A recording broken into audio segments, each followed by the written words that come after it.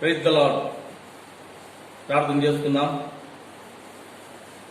ప్రేమ నమ్మకమైన మా ప్రియ పరలోక తండ్రి, కృపగలిగిన దేవ, పరిశుద్ధుడా, నీ పాదములకు స్తుతి స్తోత్రములు వందనాలు చెల్లిస్తున్నాం ప్రభా. పగులంతా కూడా మమ్మల్ని మీరు కాపాడి ఈ సాయంకాల సమయంలో మరొకసారి మీ పాదముల చెంత మమ్మల్ని మీరు సంఘముగా సమకూర్చినందుకై స్తుతిస్తున్నాం. మీ యొక్క గొప్పతనమును బట్టి, మీ మహాప్రేమను బట్టి స్తోత్రములు ప్రభా. ఎంతైనా నమ్మదగిన తండ్రివి దేవా, అనుదినము నూతనమైనటువంటి వాత్సల్యత మా పట్ల కలిగి ఉన్న దేవా స్తుతిస్తున్నాం. ఇంతవరకు మమ్మల్ని సజీవులుగా కాపాడినందుకు నీకే స్తోత్రములు ప్రియ తండ్రి. మరి యొక్క సమయంలో సంఘముగా ప్రార్థించుట కొరకై మమ్మల్ని సమకూర్చినారు, స్తోత్రములు. ఈ విధంగా కూడి వచ్చినటువంటి మా ప్రియులందరిని బట్టి కూడా నేను స్తుతిస్తున్నాను. లైవ్ ద్వారా మరి దేవా, సంఘంతో ఏకీభవిస్తున్నటువంటి మా ప్రియులందరినీ కూడా మీరు కృపలో జ్ఞాపకం చేసుకునండి. వచ్చిన మా ప్రియులను కూడా మీరు కృపలో జ్ఞాపకం చేసుకోమని ప్రార్థిస్తున్నాము. సమయంలో పాటల ద్వారా స్తుతించే కృపను దయచేయండి. వాక్యం ద్వారా మీరు మాతో మాట్లాడండి. వాక్యానుసారంగా మా తండ్రి మరి మేము నిన్ను స్తుతించి మహిమపరచడానికి, ప్రార్థించడానికి సహాయపడమని మీరు మాకు తోడై ఉండండి. కరెంటు మౌతుని స్వాధీనం ఉంచుకోనండి. ఎటువంటి తొందరపాటు లేకుండా, బయట నుంచి ఆటంకాలు కానీ శబ్దాలు లేకుండా సహాయపడండి. శత్రువును ఆటంకపరిచే దురాత్మలు మీరు పారదోలి మీరు మాకు తోడై ఉండండి. మీరు యొక్క సహాయం కోరుతా ఉన్నాం, కృప చూపించమని. అల్పునైనా నన్ను కూడా మీరు దేవాత్మతో నింపి మీరు వాడుకొని మహిమ పొందమని యేసుక్రీస్తు నామములో స్తోత్రించి అడిగి వేడుకుంటున్నాం తండ్రి, ఆమేన్.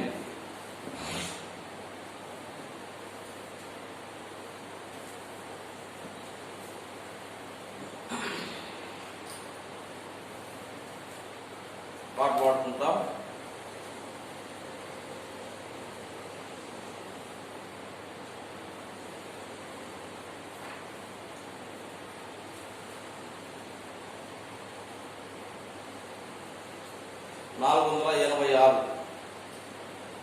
పాట సంఖ్య 486 పాట పాడుకుంటాం. పాత పాట బుక్లో 414, పాత పాట బుక్లో 414, కొత్త పాట బుక్లో 486 పాట సంఖ్య. దేవుడు మీకు ఎల్లప్పుడు, దేవుడు మీకు ఎల్లప్పుడు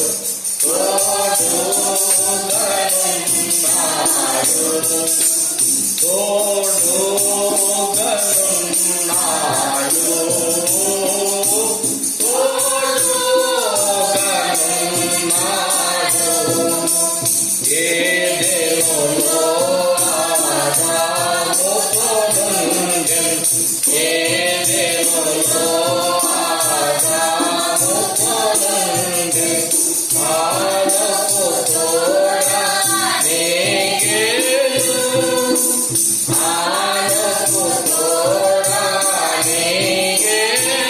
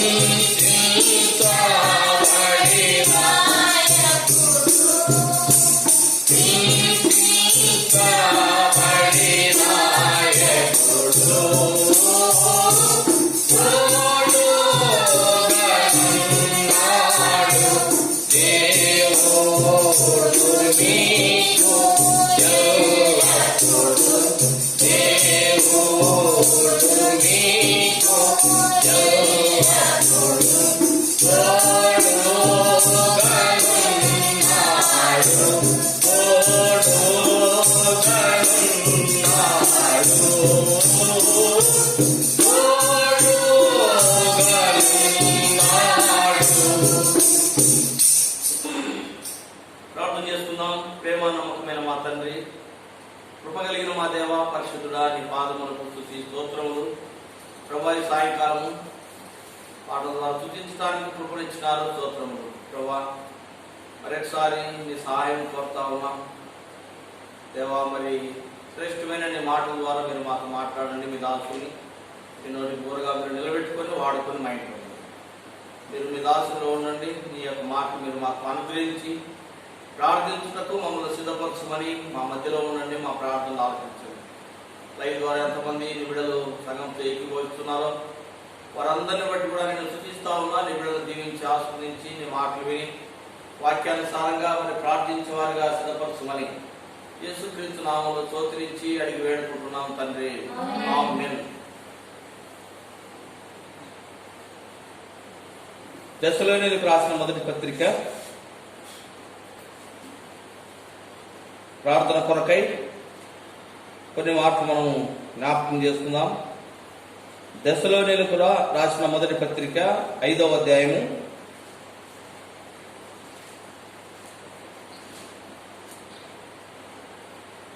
15, 16, 18 వచనాలు కలిసి చదువుకుంటా.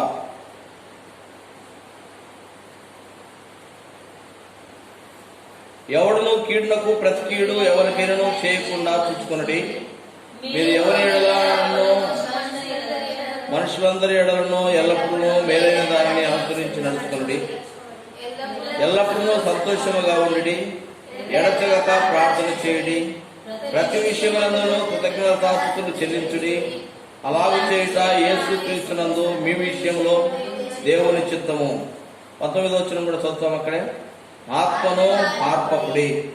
దేవుడి యొక్క సమయంలో ఈ మాటల ద్వారా మనతో మాట్లాడును గాక. ప్రియులారా, మనం చదువుకున్న భాగము మరి ప్రార్థన కొరకై మనము దేవుని ఇంట్లో సమకూర్చబడ్డాం. కాబట్టి మనం ఇక్కడ మరి అపోస్తలుడైనటువంటి పౌలు దెసలోనికీయుల వారికి, సంఘంలో ఉన్నటువంటి వారికి మరి రాసినటువంటి మాటలు మనం జ్ఞాపకం చేసుకుంటా ఉన్నాం. దెసలోనికీయులకు అనేటువంటి సంఘంలో ఉన్నటువంటి విశ్వాసులకు రాసినటువంటి మాటలు కనుక ఈ యొక్క అధ్యాయము మరి ప్రభు రాకడ సమీపంగా ఉందని చెప్తూ వచ్చినాడు. మొదటి వచనంలో మనం చూస్తే, సహోదరులారా, ఆ కాలమును గుర్చియు ఆ సమయమును గుర్చియు మీకు రాయనక్కర్లేదు. రాత్రి వేళ దొంగ ఎలాగ వచ్చునో అలాగే ప్రభు దినం వచ్చునని మీకు బావుగా తెలియను. కనుక ఈ యొక్క ప్రభు దినము మరి వచ్చుట ఏ విధంగా ఉంటుందో మరి అపోస్తలుడైన పౌలు మరి విశ్వాసులకు అక్కడ చెప్పినటువంటిగా వాడుగా ఉంటా ఉన్నాడు. కాబట్టి మరి ఇక్కడ చెప్తా ఉన్నాడు, మెలకువగా ఉండండి, మీరు ప్రార్థన చేస్తూ ఉండాలి. కాబట్టి ప్రభు దినము రాబోతా ఉంది. కాబట్టి ఆయన ఏ సమయంలో వస్తాడో తెలియదు. కనుక ప్రభు బిడ్డలైనటువంటి వారు మెలకువగా ఉండాలని ఇక్కడ అపోస్తలుడైన పౌలు మరి విశ్వాసులను హెచ్చరించినట్టుగా మనం చూస్తూ ఉన్నాం. కాబట్టి మనం ఇక్కడ చదువుకున్నటువంటి భాగంలో ఎటువంటి మెలకువ ఈ యొక్క అధ్యాయం అంతటా కూడా చెప్తూ వచ్చినాడు. 15వ వచనంలో మనం చదువుకున్నాం, ఎవడును కీడునకు ప్రతి కీడు ఎవరికెనో చేయకుండా చూసుకొనండి. మీరు ఒక నీడలో ఒకడు మనుషులందరి ఇళ్లను ఎల్లప్పుడూ మేలైన దానిని అనుసరించి నడుచుకోండి. కనుక ఎల్లప్పుడూ మేలైన దానిని అనుసరించి నడుచుకోమంటా ఉన్నాడు. తర్వాత కింది వచనాల్లో మనం ప్రార్థన కొరకై ఒక భాగం మాత్రమే ఇక్కడ మనం జ్ఞాపకం చేసుకుంటాం. అదే 15వ వచనంలో కింది భాగంలో అంటున్నాడు కదా, ఎడతెగక ప్రార్థన చేయుడి. కనుక మనం ఏం చేయాలంటండి, ఎడతెగక ప్రార్థన చేస్తూ ఉండాలి. కనుక ప్రభు రాకడకు సమీపంలో ఉంది. మరి భూమి మీద అనేకమైనటువంటి పరిస్థితులు మనం చూస్తూ ఉన్నాం ప్రియులారా. కాబట్టి ప్రభు బిడ్డలైనటువంటి మనము ఆ దినము కొరకై మనం ఎంతో విశ్వాసంతో కనిపెట్టే వారిగా మనం ఉండాలి. ఎల్లప్పుడూ ప్రార్థన చేస్తుండాలి, ఎడతెగక ప్రార్థన చేస్తూ ఉండాలి. కనుక ప్రార్థన అనేది మన జీవితంలో ఆగిపోకూడదు. ఎందుకంటే ప్రార్థన అనగా దేవునితో మనం మాట్లాడటము, ప్రభు దగ్గర మన అవసరతలు అడగటం, ప్రభును స్తుతిస్తూ ఉంటాం. కనుక మనం ప్రార్థించటం, ప్రభుతో మనం మాట్లాడటము, డైరెక్ట్గా ఆయనతో మనం మాట్లాడటం అన్నమాట. కాబట్టి ప్రియమైనటువంటి వాళ్ళరా, ఎప్పుడైతే మనం డైరెక్ట్గా ఆయనతో మాట్లాడుతూ ఉంటామో మన అవసరతలు ఆయన దగ్గర మనం చెప్పగలుగుతాం. లేక మనము ప్రభుతో మాట్లాడుటను బట్టి శత్రువు దూరం అయిపోతాడు, శత్రువు మన దగ్గర నుంచి దూరం అయిపోతాడు అన్నమాట. మనం ఎప్పుడైతే ప్రార్థించకుండా నిద్రమత్తులమై లేక ఈ ప్రార్థన మనము ఆపినట్లయితే మనం ఎంతో నష్టపోయే వారిగా ఉంటాం.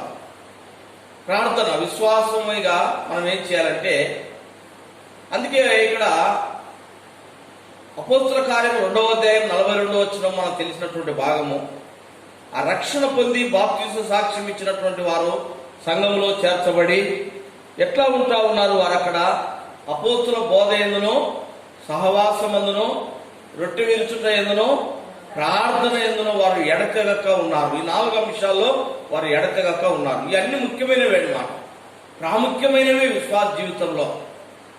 కాబట్టి ప్రార్థన ఎంతో ప్రాముఖ్యమైనదిగా మనం జ్ఞాపకం చేసుకుంటా ఉన్నాం. ఎప్పుడైతే మనము ప్రార్థించకుండా ఉంటామో అప్పుడు మనం శత్రు శోధనలో పడిపోవడానికి అవకాశాలు ఉన్నాయి. శత్రువాడు మనల్ని వెంటాడుతాడు. కాబట్టి మనము ప్రార్థించడం ద్వారా శత్రువాడు మన దగ్గరికి రాకుండా వాడు పారిపోతాడు. కాబట్టి మన జీవితంలో ప్రార్థన ఎంతో ప్రాముఖ్యమైనది. వ్యక్తిగతమైనటువంటి ప్రార్థన ఉండాలి, కుటుంబ ప్రార్థన ఉండాలి, సంఘ ప్రార్థన ఉండాలి. ప్రార్థన అంటే ఏదో వ్యక్తిగతమైనటువంటి ప్రార్థన ఉంటే సరిపోదన్నమాట. కాబట్టి ఇక్కడ ప్రార్థన 3 అంశాలు మనం జ్ఞాపకం చేసుకుని, ఇంకా 4వ అంశం ఉండేది అన్నమాట, సంఘాలుగా చేరి ప్రార్థించటం. ఈ ప్రార్థన 4 అంశాలుగా ప్రియమైనటువంటి వారారా మనం కలిగి ఉండాలి. వ్యక్తిగతమైనటువంటి ప్రార్థన ఉండాలి, వ్యక్తిగతంగా మనం భద్రపరచబడతాము. కుటుంబ ప్రార్థన, కుటుంబంలో దేవుని యొక్క స్వరాన్ని మనం వినగలుగుతాము, దేవునితో మనం మాట్లాడగలుగుతాము, దేవుడు మనతో ఉంటాడు. కాబట్టి మనము కుటుంబంగా భద్రపరచబడతాం. సంఘం యొక్క ప్రార్థన, సంఘంలో ఉన్నటువంటి కుటుంబాలందరి కొరకై మనం ప్రార్థించగలుగుతాము. సంఘంలో ఉన్నటువంటి వారందరూ కూడా భద్రంగా ఉండగలుగుతారు. కనుక సంఘ ప్రార్థనకు ఉన్నటువంటి గొప్ప శక్తి మనం ఎరుగుదుము. అపోస్తల కార్యంలో అక్కడ సంఘము చేసినటువంటి ప్రార్థనను బట్టి అక్కడ సంఖ్యలు తెగిపోయినాయి. కాబట్టి సంఘ ప్రార్థనకు మనము ప్రాధాన్యత ఇవ్వాలి. ప్రియమైనటువంటి వారారా, ఎంతోమంది విశ్వాసులు ఆదివారం ఆరాధనకు సమకూర్చబడతారు, కానీ మిగతా ప్రార్థన కూడి కంటే ముందుకు రావాలన్నమాట, వెనక్కి వెళ్ళిపోతా ఉన్నారు. కాబట్టి దేవుని బిడ్డలైనటువంటి వారు కేవలం ఆరాధనే కాదు, అన్ని కూడికలు కలిగి ఉండాలి. ఎప్పుడైతే ఈ విధంగా మనం ప్రార్థన, సావాసము, ప్రభు బోధ వినటం, ప్రభు మాటలు వినటం,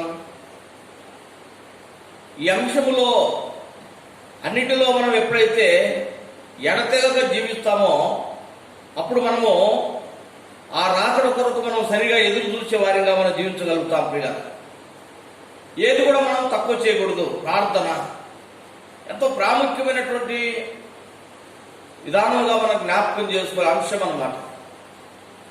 కాబట్టి ప్రార్థన లేకపోతే మనం శత్రు చేతుల్లో చిక్కబడిపోతాం.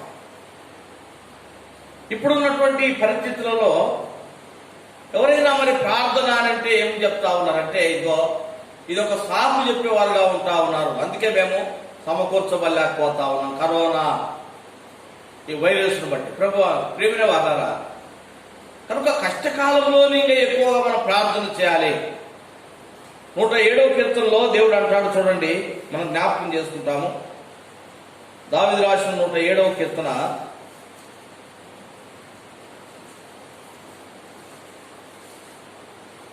13వ వచనం చదవము. అక్కడ కష్టకాలమందు వారు యెహోవాకు మొరపెట్టిరి, ఆయన వారి ఆపదలలో నుండి వారిని విడిపించిన. చూడండి, కష్టకాలంలోనే మనం ఇంకా ఎక్కువగా ప్రార్థించే వారిగా ఉండాలి. కనుక ప్రార్థనకు ఏది ఆటంకము కానే కాదనమాట. ప్రతిదానికి మనము ఒక సమయాన్ని కేటాయించుకుంటా ఉంటాం. చూడండి, ఇప్పుడు ఇక్కడ మనం ఈ కరోనా వైరస్ వ్యాప్తి చెందుతా ఉంది కదా. ఈ కరోనా వైరస్ అని ఎవరన్నా అన్నం తినకుండా మరి మానుకోగలుగుతా ఉన్నారా? అన్ని చేస్తూనే ఉన్నారు, అన్ని పనులు చేసుకుంటా ఉన్నాం, అన్ని చేస్తా ఉన్నాం. ప్రార్థించడానికి మాత్రము ఏమంటున్నారంటే, ఇదిగో ఈ పనులు ఆ పనులు బిజీ. మన పనులన్నీ కూడా మిగతా టైంలో కంప్లీట్ చేసుకొని సంఘ ప్రార్థనలో ఏకీభవించటము, వ్యక్తిగత ప్రార్థన కలిగి ఉండటం, కుటుంబ ప్రార్థన, ఇది ఎట్టి పరిస్థితుల్లో కూడా మనం మర్చిపోకూడదండి. ఎంతోమంది ఇది మంచి సమయం దొరికింది అనుకొని చాలా మంది ప్రార్థనకు దూరం అయిపోతా ఉన్నారు. తద్వారా ఎంతో నష్టము ప్రేమైనటువంటి వాళ్ళ. కాబట్టి ప్రార్థన, సంఘముతో కలిసి ప్రార్థించడానికి ప్రయత్నం చేయాలి. ఎందుకంటే సంఘ ప్రార్థనకి ఎంతో బలం ఉందని దేవుని వాక్యం సెలవిస్తా ఉన్నాం. కనుక వ్యక్తిగతమైనటువంటి ప్రార్థన, కుటుంబ ప్రార్థన, సంఘ ప్రార్థన, సంఘాలుగా, సమాజములుగా, కొన్ని సంఘాలుగా కలిసి ప్రార్థించడం కూడా దేవుని పరిచర్య జరగటానికి ఎంతో మరి దేవుడు శక్తినిచ్చేవాడుగా ఉంటా ఉన్నాడు. మనం జ్ఞాపకం చేసుకున్నట్లయితే దానియేలు యొక్క జీవితంలో ఉన్నటువంటి పరిస్థితులలో దానియేలు ఎట్లుగా ప్రార్థిస్తూ వచ్చినాడు. దానియేలు గ్రంథము 6వ అధ్యాయంలో మనం చూస్తే, దానియేలు గ్రంథము 6వ అధ్యాయము 10వ వచనం,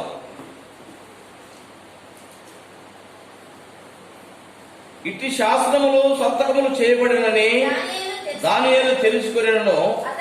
అతడు తన ఇంటికి వెళ్ళి యథాప్రకారముగా అనుదినము 3 మారు మోకాళ్ళుని తన ఇంటి పైగది కిటికీలు యెరూషలేము పట్టణకు తెరవబడి ఉండగా తన దేవునికి ప్రార్థన చేయొచ్చు, ఆయనను స్తుతిస్తూ వచ్చినాడు. కనుక దానియేలు జీవితంలో కనుక తను ప్రార్థన యథార్థము కనుక ఎప్పుడు కూడా తను ప్రార్థించేవాడుగా ఉంటా ఉన్నాడు. ఇక్కడ చూస్తా ఉన్నాం, దానియేలు ఇట్టి శాస్త్రములు సంతకము చేయబడినని దానియేలు తెలుసుకున్నాడు. కనుక అక్కడ ఆ యొక్క దర్యావేషు పరిపాలిస్తున్నటువంటి ఆ దినాల్లో చూడండి, మొదటి వచనంలో మనం చూస్తాము, తన రాజ్యమంతటి పైన అధిపతులుగా ఉన్నటకై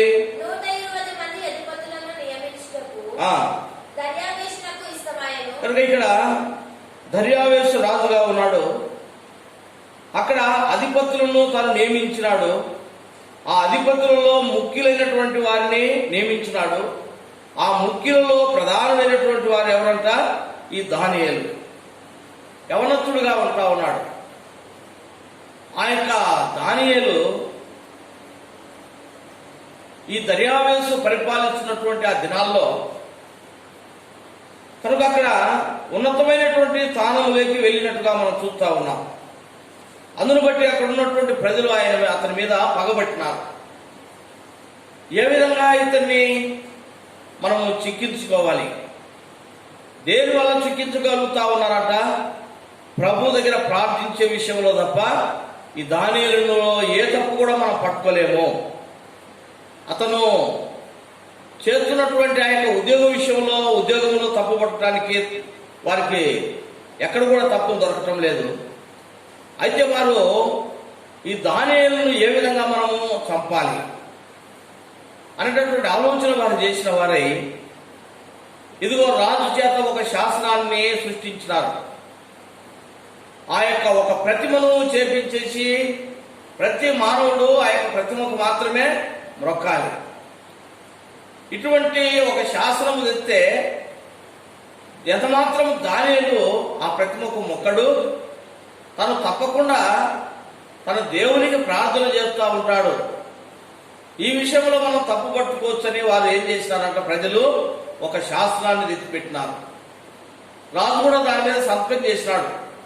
ఇటువంటి శాసనం వచ్చిందని తెలిసి కూడా దానియేలు ఏం చేస్తూ ఉన్నాడంట? యథాప్రకారంగా వెళ్ళినాడు. ఎప్పుడు ఏ విధంగా అయితే తన యొక్క సమయానికి వెళ్ళి తను ప్రార్థిస్తూ ఉన్నాడు. ఇంత ఉన్నతమైనటువంటి స్థానంలో ఉండి ఒక మంచి ఉద్యోగము, ఒక గొప్ప బాధ్యత నిర్వర్తిస్తున్నటువంటి వాడైనప్పటికి కూడా యథాప్రకారము సమయము, ఏ సమయాన్ని అయితే తను కేటాయించుకున్నాడో ఆ సమయంలో తప్పకుండా దేవుని దగ్గర ప్రార్థించినటువంటి వాడు దానియేలు. ప్రియమైన వాళ్ళ పరిస్థితులు ఎటువంటి ఎదురైన కూడా యథాప్రకారము వెళ్తా ఉన్నాడు. మనుషులు ఎటువంటి శాసనము, అటువంటి గొప్ప మరి కఠినమైనటువంటి శాసనము తీసుకొచ్చినా కూడా ఆ శాసనాన్ని లెక్క చేయలేదు, రాజును లెక్క చేయలేదు. కాబట్టి తాను యథాప్రకారం ప్రార్థించడానికి వెళ్తా ఉన్నాడు. ఎందుకు ఆ విధంగా దానియేలు ప్రార్థించడానికి యథాప్రకారం వెళ్తా ఉన్నాడు? ప్రియమైన వాళ్ళరా, దానియేలు ఆ స్థితికి వెళ్ళినాడు, ఆ స్థాయికి వెళ్ళినాడనంటే దానియేలు యొక్క ప్రార్థనే ప్రాముఖ్యమైనదనే విషయాన్ని మనం జ్ఞాపకం చేసుకోవాలి. దానియేలు అన్ని జనుల మధ్యలో ఆ విధంగా ఎట్లా హెచ్చించబడ్డాడు? 2వ అధ్యాయంలో, దానియేలు గ్రంథం 2వ అధ్యాయంలో మనకు తెలిసిన భాగం. రాజుకు కల వచ్చినప్పుడు ఆ కల భావమును అక్కడ ఉన్నటువంటి వారు ఎవరు కూడా చెప్పలేకపోతూ వచ్చినారు. అప్పుడు రాజు ఏం చేస్తా ఉన్నాడు?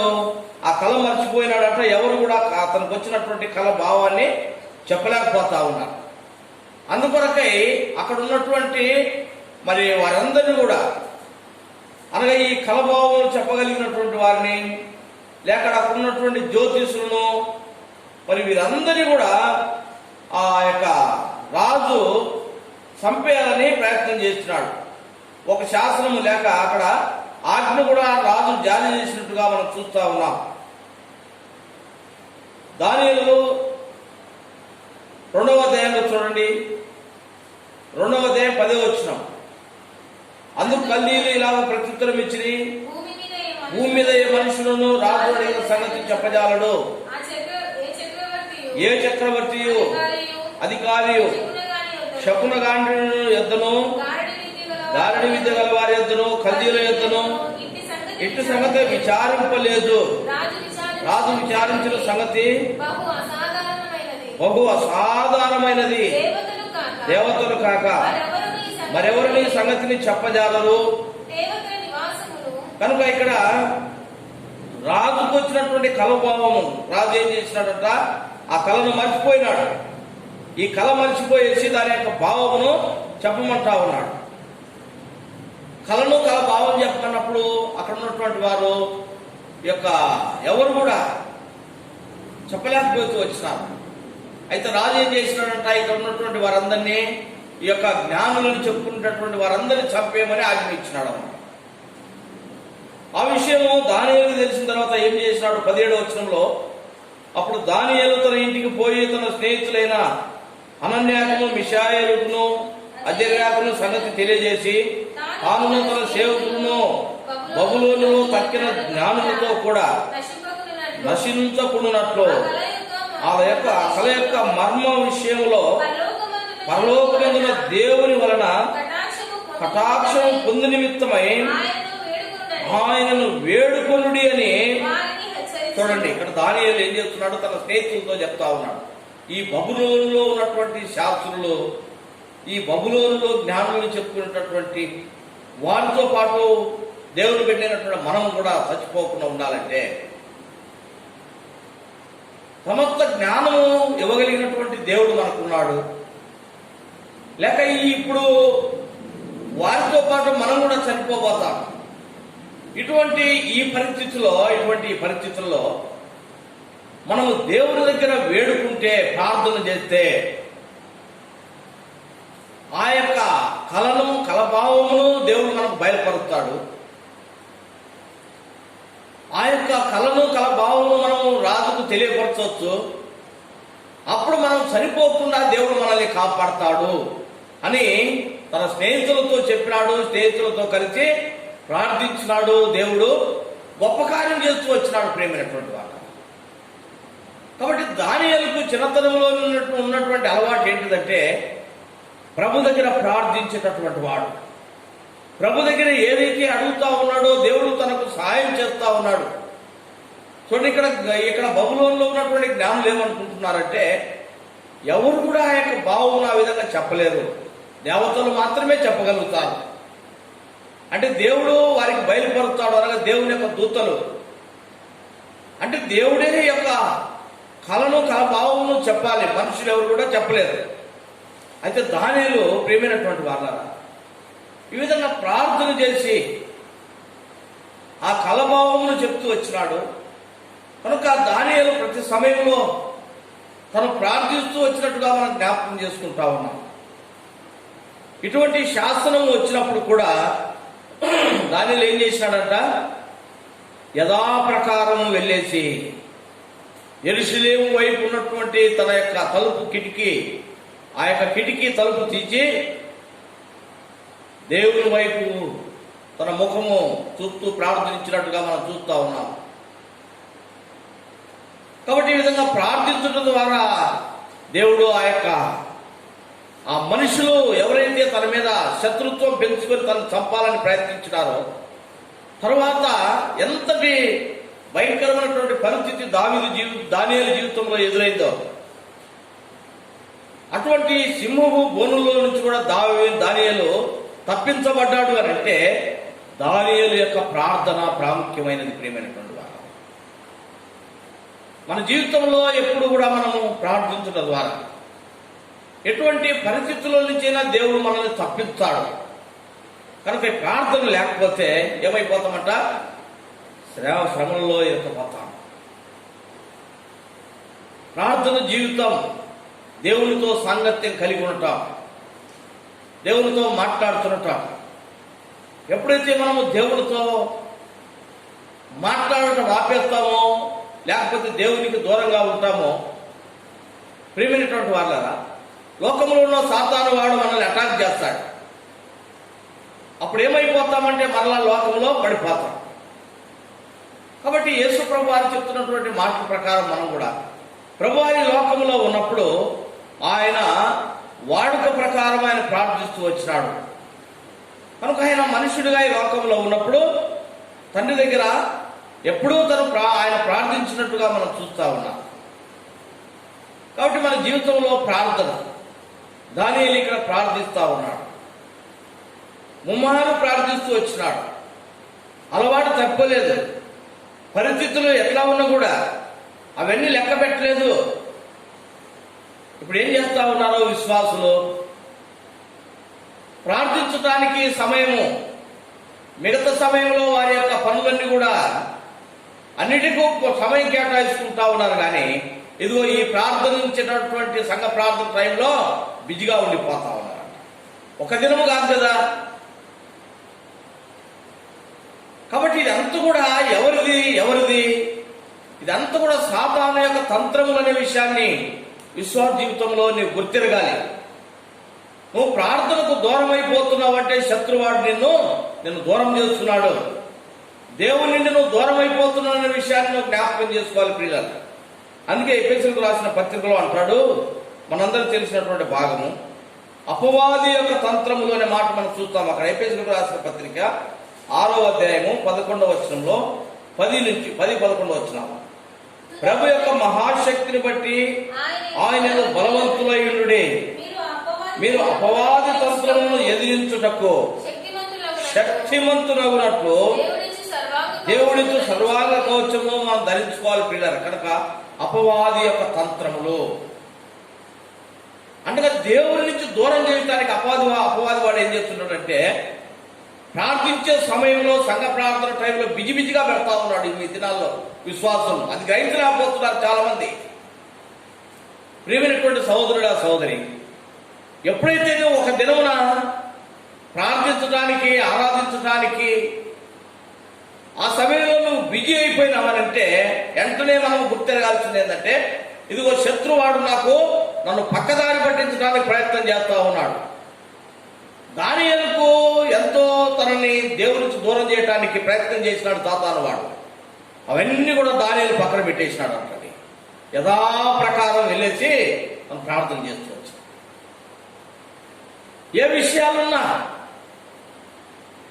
శాసనం వచ్చింది, గొప్పదే శాసనం. అక్కడ కఠినమైనటువంటి శాసనాన్ని వారు తెచ్చిపెట్టినారు. అయితే అది పక్కన పెట్టేసినాడు. ఈ విధంగా పెట్టగలుగుతా ఉన్నామా మనం? ప్రభుత్వం మాట్లాడే టైము, ప్రభుత్వం గడిపేటటువంటి సమయం, ప్రార్థించే సమయం, ఆ ప్రార్థనకు దూరం చేసుట కొరకై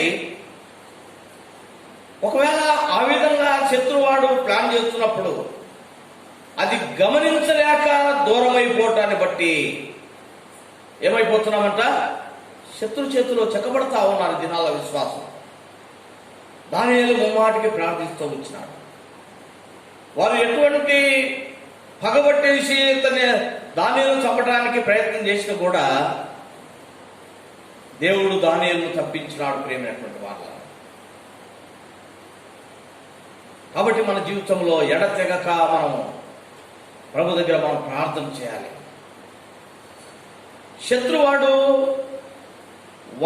మనల్ని దూరం చేయడానికి ఎంతో ప్రయత్నం చేస్తున్నాడని ఇక్కడ మనం జ్ఞాపకం చేసుకుంటా ఉన్నాం.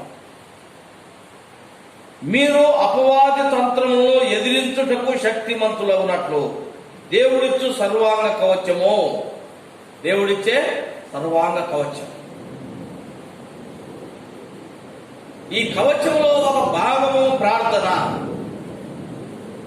కాబట్టి ఇక్కడ అంటాడు కింది భాగంలో 18వ వచనంలో, ఆత్మ వలన ప్రతి సమయమందును ప్రతి విధమైన ప్రార్థనను విజ్ఞాపనలు చేయొచ్చు. కనుక ఎట్లా ఉండాలంటండి, ఆత్మయందు ప్రతి సమయమందును.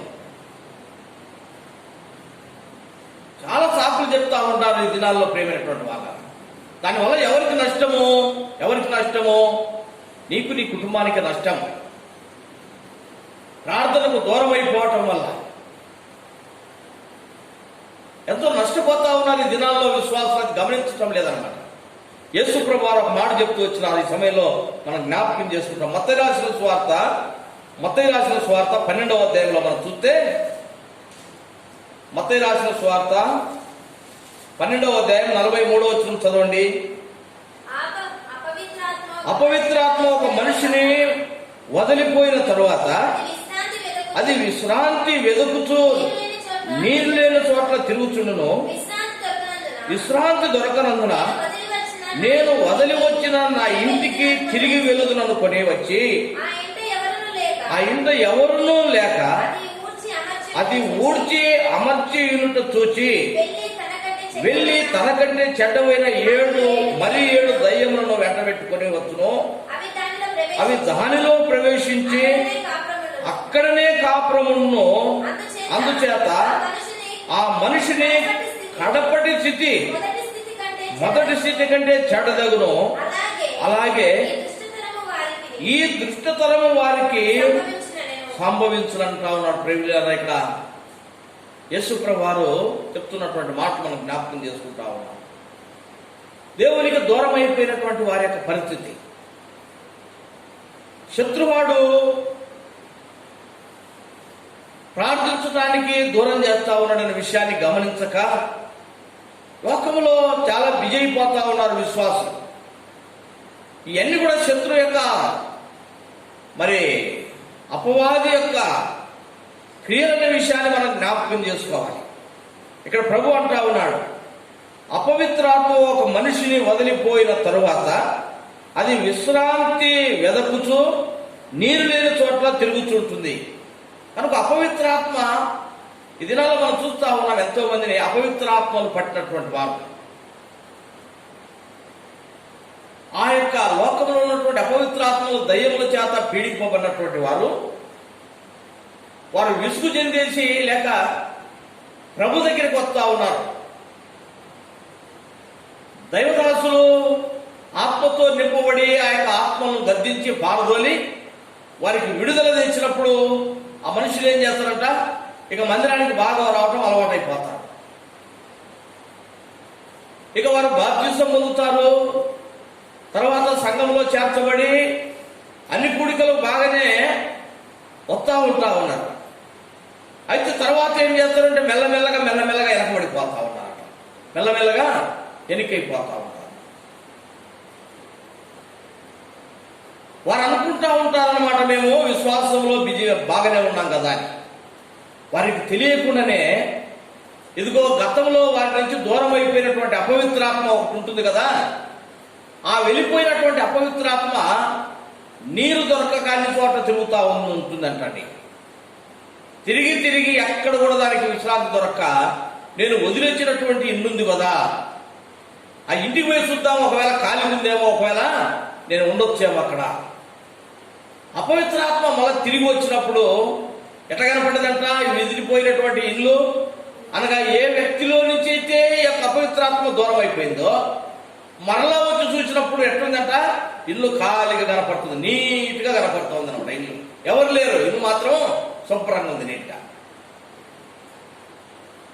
దేవుడు లేడు ఆ ఇంట్లో, ఆ హృదయంలో దేవుడు లేడు అన్నమాట.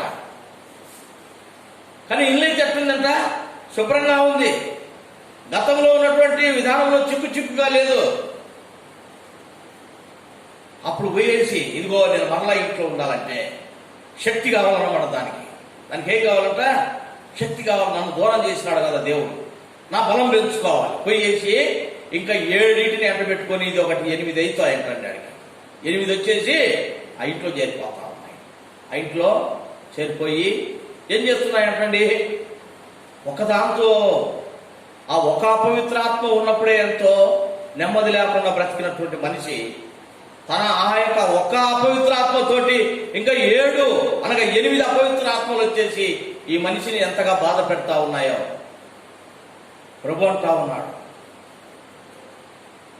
లోకములో ఉన్నటువంటి అపవిత్రాత్మను మీరు పారదోలుకున్నారు, బాగానే ఉంది. కానీ నన్ను మీలో నింపుకోకుండా నాతో మీరు సాంగత్యం కలిగి ఉండకుండా ఉంటే ఆ ఇల్లు ఖాళీగా ఉంటే మరల వచ్చేస్తుంది. అది జాగ్రత్తగా ఉండండి.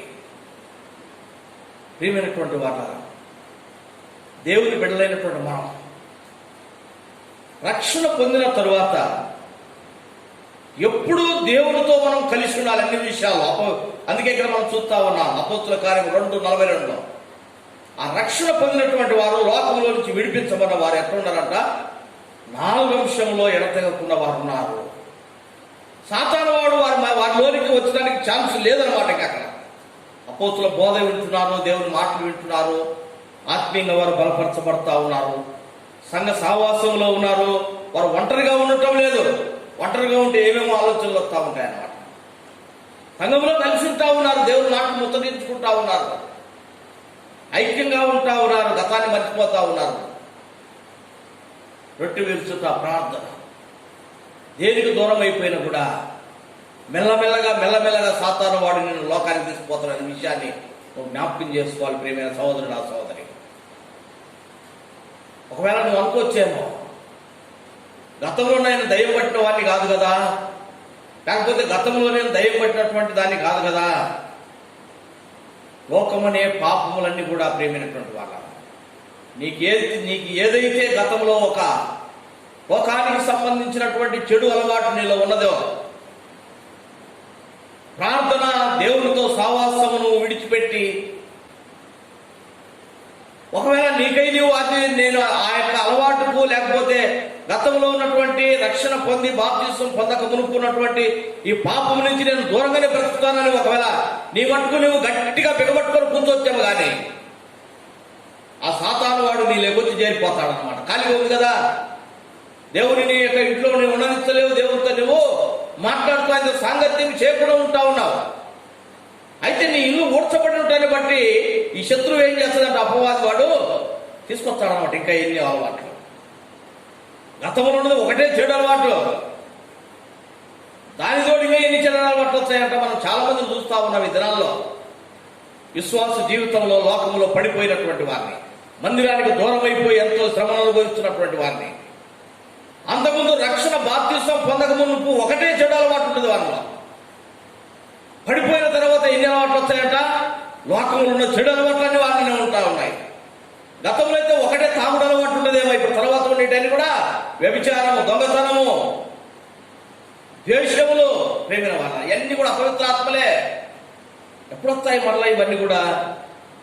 మందిరం నుంచి దేవుడితో సావాసము ప్రార్థించే తాము దూరం అయిపోవటాన్ని బట్టి. కాబట్టి ప్రార్థన ఎంతో ప్రాముఖ్యమైనదండి. వ్యక్తిగతమైన ప్రార్థన భయం కలిగి ఉండాలి, అనగా మనం భద్రపరచగలుగుతాం. సంఘ ప్రార్థన, కుటుంబ ప్రార్థన. పౌలు అంటా ఉన్నాడు, ఎడతెగక మీరు ఉండండి ప్రార్థనలో. లోకంలో పరిస్థితులు ఎట్లా ఉన్నా కూడా కష్టమైన పరిస్థితులలోనే ఇంకా భారంగా ప్రార్థించాలి. విశ్వాసిని మర్చిపోయి ఏం చేస్తున్నారంటే, మంచి ఛాన్స్ దొరికింది అన్న ఫోన్ చేస్తున్నాను అనుకో ప్రార్థన చేయమని, బ్రదర్ నేను బిజీగా ఉన్నా బ్రదర్. ఏమంటున్నారంట, నాకు ఆఫీస్ పని బిజీ అయిపోయింది బ్రదర్. ఏ కూరగాయలు తెచ్చేట మానుకున్నావా ఈ కుటుంబంలోకి? నీ ఆఫీస్ పని బిజీ అయితే ఏ పని మానుకున్నావు ఒకసారి చెప్పు సహోదరుడా, సహోదరి. నువ్వు అన్ని సక్రమంగానే చేస్తా ఉన్నావు, ప్రార్థించటమే బిజీగా ఎందుకు అయిపోతా ఉన్నావు? ఇది సాతాను వాడు నిన్ను అటాక్ చేస్తున్నాడనే విషయాన్ని నువ్వు గమనించాలి. నువ్వు ఎప్పుడైతే గుర్తించగలేకపోతావో నీకు నీ కుటుంబానికి ఎంతో అపాయం పొంచిందన్న విషయాన్ని దేవుడిని జ్ఞాపకం చేస్తా ఉన్నాడు. దయచేసి వెనకబడిపోతున్నావా? ప్రార్థన జీవితం కలిగి ఉండాలి. దానియేలు మనం జ్ఞాపకం చేసుకుంటా ఉన్నాం. ఎటువంటి శాసనము అక్కడ వచ్చిందో మనం ఎరుగుదమో ప్రియులారా. అటువంటి శాసనం వచ్చినా కూడా యథాప్రకారంగా వెళ్తా ఉన్నాడు. ప్రార్థించటానికి, దేవుని ఆరాధించటానికి ఈ కరోనా వైరస్ ఎంతమాత్రం అడ్డం కాదండి. శత్రువాడు విశ్వాసంలో ఉండి చెప్పించినటువంటి సాకులు అంతే. గవర్నమెంట్ ఏం చెప్తా ఉన్నారు, గవర్నమెంట్ ఏం చెప్తా ఉన్నారు, గుంపులుగా కూడొద్దు అని అంటా ఉన్నారు. ఇక మార్గం లేదా అండి? ప్రభుని ఆరాధించాలంటే, సంఘముతో కలిసి ప్రార్థించాలంటే ఇక మార్గం దొరకకుండా ఉన్నాయా? పరిచర్య ఏమన్నా దేవుడు ఆపినాడా అని? అంతకంటే విస్తారమైన పరిచర్య ఈ కరోనా వైరస్ వ్యాపిస్తున్న దినాలలో సువార్త ఇంకా విస్తరించబడతా ఉంది. ప్రార్థించడానికి ఆటంకం కాదు కదా, ఆరాధించడానికి ఆటంకం కలగలేదు కదా. నీవు కూర్చున్న నీ యొక్క ఇంట్లోనికే దేవుడు లైవ్ ద్వారా సువార్త అందిస్తా ఉంటే నువ్వు ఉన్న చోట నుంచే ఒకరిని ప్రార్థించయ్యా, సంఘముతో ఏకీభవించంటే ప్రార్థించలేకపోతున్నావు. ఏంటంటే బిజీగా ఉన్న బ్రదర్. ఎంత వెనకబడిపోతున్నావు ప్రియ సోదరుడా. శత్రువు నిన్ను అటాక్ చేస్తా ఉన్నాడు, జాగ్రత్త. దయచేసి ఇప్పటికన్నా మార్చబడు, సంఘముతో ఏకీభవించి ప్రార్థించు.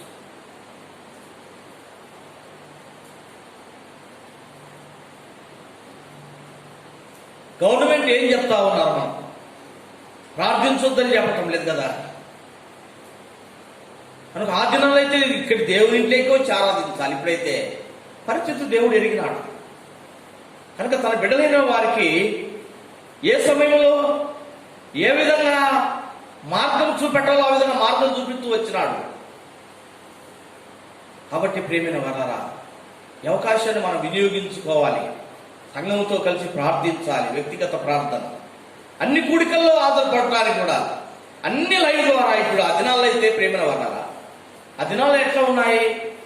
ఈ లైవ్ ఎవరు కూడా చేసేవాళ్ళు లేదు, తక్కువ. ఇప్పుడు మారుమూల పనిలో ఉన్నటువంటి చిన్న సంఘంలో ఉన్న దైవజనుడు కూడా లైవ్ ద్వారా తన యొక్క పిల్లలకు లేక తన యొక్క సంఘంలో ఉన్నటువంటి వారికి సువార్తలు అందిస్తూ ఉన్నారు. పరిచయం ఆగటం లేదు కదా, దేవుడిని విడిచిపెట్టలేదు కదా.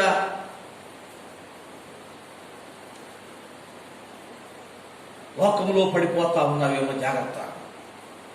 దానియేలు ఎటువంటి శాసనం ఎదురైనా కూడా యథాప్రకారం వెళ్ళి ప్రార్థిస్తా ఉన్నాడు. ఎడతెగక ప్రార్థించుట ద్వారా దేవునితో మనం సాంగత్యం కలిగి ఉంటాం.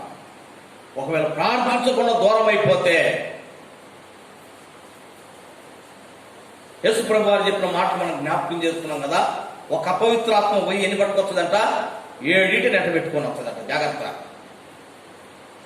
ఒకసారి ప్రభుని ఎరగక మునుపు నువ్వు ఎటువంటి శ్రమలలో ఉన్నప్పుడు ఆయనకు మొరపెట్టి రక్షణ పొందినావో ఒక్కసారి గుర్తు చేసుకో సహోదరుడా, సహోదరి. మరలా ఎనిక్కిపోతే ఎంత నష్టమో. పడిపోయి ఓడలు బద్దలైపోయినటువంటి వారు ఎంతో మందిని మనం చూస్తూ ఉన్నాం మన కళ్ళ ముందు. ఆ స్థితిలోకి నువ్వు వెళ్లకుండా ఉండాలంటే ప్రార్థన జీవితం కలిగి ఉండాలి, సంఘ ప్రార్థన. కాబట్టి మనము ఎప్పుడూ ప్రార్థనలో గడుపుతూ ఉండాలి. ఈ విధంగా మనం కొద్ది సమయం ప్రభు దగ్గర మెలకువగలిగి మనం ప్రార్థనలు గడుపుతాం అన్ని అంశముల కొరకై. దేవుడు కొన్ని మాటలు దీవించునుగాక. ఒకరి తర్వాత ఒకరు క్లుప్తంగా దయచేసి మరి జూమ్లో జాయిన్ అయ్యి మీరు కూడా సంఘంతో కలిసి ప్రార్థించండి.